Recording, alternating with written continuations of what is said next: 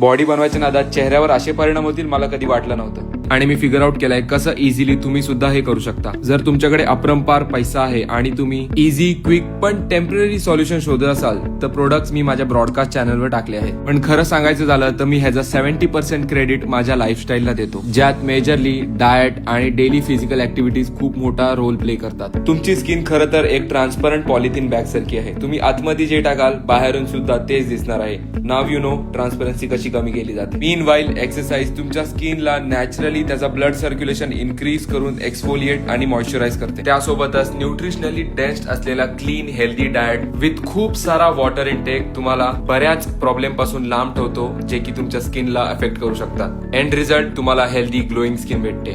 Conclusion हेच आहे की तुम्ही कसे दिसता हे तुम्ही चेहऱ्याला काय लावता ह्याच्यापेक्षा जास्त तुम्ही कसे राहता आणि काय खाता ह्याच्यावरती जास्त डिपेंड करतं। ही व्हिडिओ प्युअरली तुम्हाला फक्त एज्युकेट करण्यासाठी आहे, तर मला फॉलो आणि व्हिडिओला शेअर करायला अजिबात विसरू नका। लवकरच भेटू एका नवीन व्हिडिओमध्ये। बाय।